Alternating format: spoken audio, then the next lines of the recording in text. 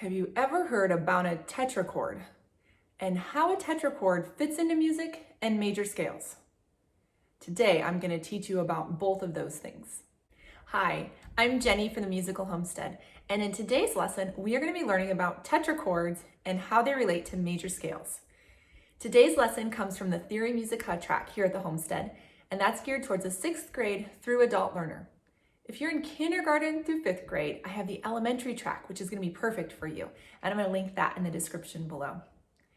If you've been following along with us in our textbook, The Fundamentals of Piano Theory, this is the preparatory level, and today we're going to be teaching out of pages 42 and 43. So you want to get that opened up for you today. I would love for you to join us on a journey. I'm going to link all the other videos that are along with this textbook in the description below as well. If you want to join us, you just pick up the book and you can get started with us. It is time to learn about tetrachords, so let's get started. Before we start talking about tetrachords and major scales, I have to tell you what a tetrachord is. A tetrachord is a pattern of 4 notes. Now, our major tetrachord is going to follow this pattern. I'm going to have it down here. Whole, whole, half. You need to memorize that. Our major tetrachord is going to be whole, whole, half. Now, if you don't know what whole steps and half steps are, I'm going to link that video in the description below. You have to know what a whole step is and a half step is in order to do a tetrachord, and I'm not going to be explaining that today. Our tetrachords, if you see up here, I have written a C major tetrachord and a G major tetrachord. And I'm going to walk you through the steps that you need to be able to create any tetrachord. To do my C major tetrachord, first what I'm going to do is start on C. And then I have to have sequential letter names from C. And I'm going to do 4 of them. C, D, E, and F. Those are my 4 sequential letter names. I know I have to have those to make my tetrachord pattern. Then I come down here to my equation. I have whole, whole, half, so whole step, half step. And I'm going to check between C and D is a whole step, yep. D to E is a whole step, yep.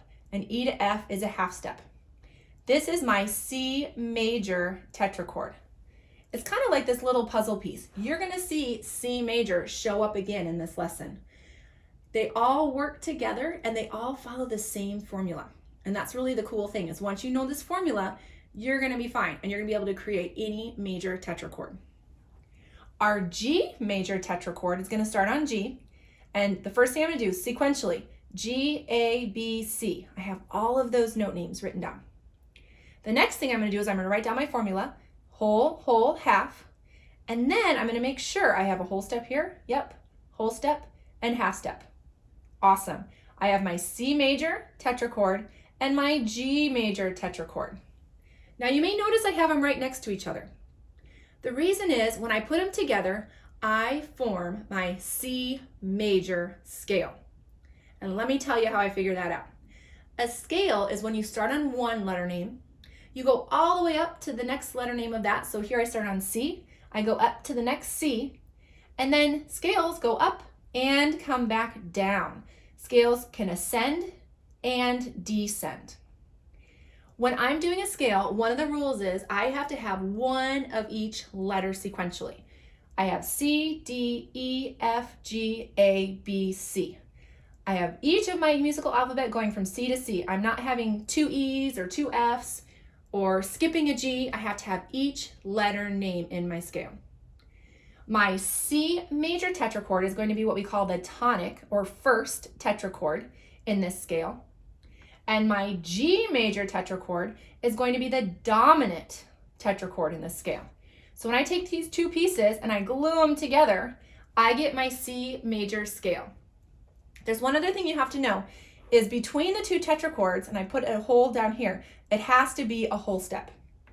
Tetrachords can only be grouped together with a whole step, not a half step. So that's another rule you need to remember. On the piano, my C major scale is going to be C, D, E, F, G, A, B, C, ascending, and then back down, descending. Now, how do I do that on the musical staff? How do I figure that out? It is so easy. Just think about your 2 tetrachords or your building blocks to create your major scale. First, I have my C major tonic tetrachord in this instance. I wrote C, D, E, and F, and I made sure whole step, half step. And then I know I need to go a whole step higher, so G is my whole step there. I write first G, A, B, C, and then I'm gonna make sure, whole step, yep, whole step, half step. It's important to remember that scales can be ascending and descending. When you look at this major scale, you're gonna notice that you only have 2 half steps. The rest of them are all whole steps. The 2 half steps you have are between the 3rd and the 4th scale degree and the 7th and the 8th scale degree. Next, I'm going to teach you about a G major scale. And in order to create a G major scale, we are going to use 2 tetrachords. We're going to use our G major tetrachord and our D major tetrachord. I'm going to show you how we come up with the scale and the tetrachords on the keyboard first. Our G major tetrachord is named after our G, the first note in our tetrachord, tetra meaning 4.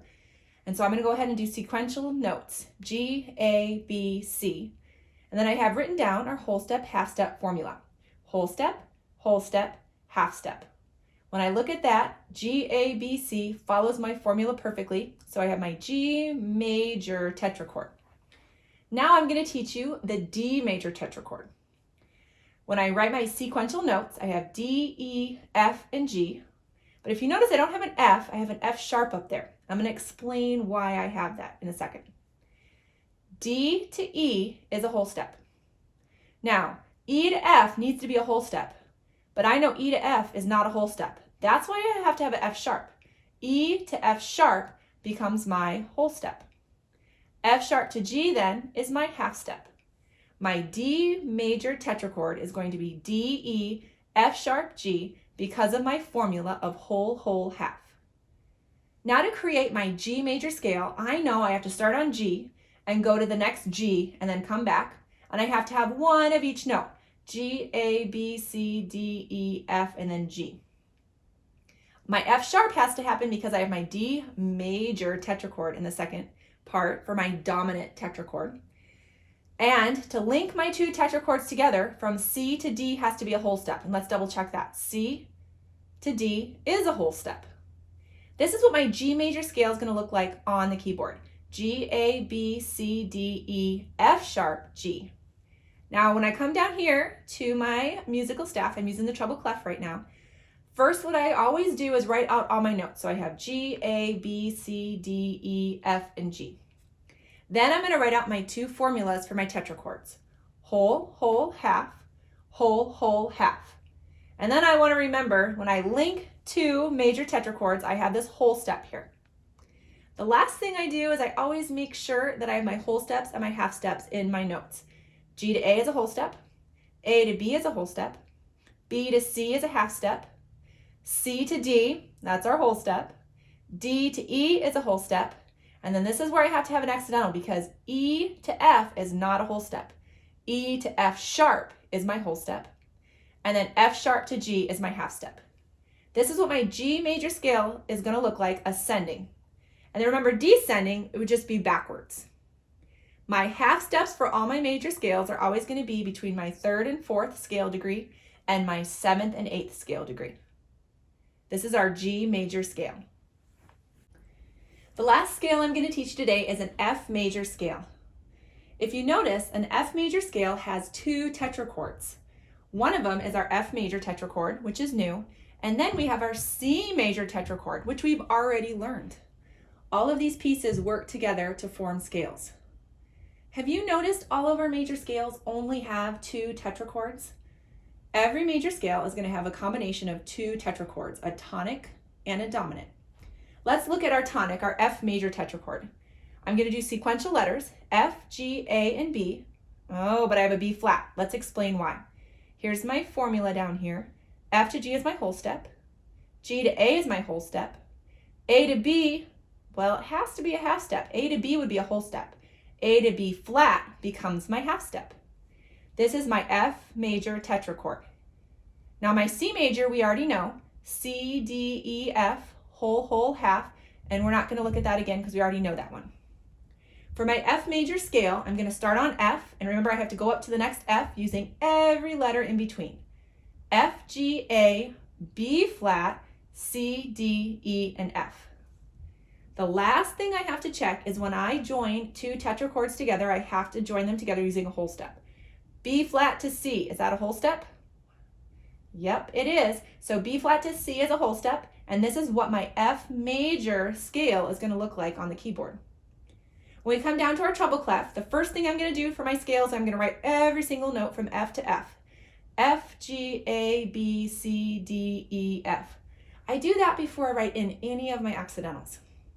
Then I do my formula, whole, whole, half, whole, whole, half, remembering that my two tetrachords are joined together with a whole step. Then I want to make sure all my notes match up with my formula. So F to G is a whole step, G to A is a whole step, A to B flat, I have to have the flat, add the flat to make a half step, B flat to C is a whole step, C to D is a whole step, D to E is a whole step, and then E to F is a half step. This is my ascending F major scale. Remembering that my half steps are always between my 3rd and 4th scale degree and my 7th and 8th scale degree. In this lesson, I have only introduced you to 4 major tetrachords and 3 scales. There are so many more scales and tetrachords. I'm going to be teaching those in other lessons, and I'll link those in the description below. If you follow this formula, you'll be able to create any tetrachord, and in turn, you'll be able to create a ton of major scales. I hope you're able to see how music theory builds on itself.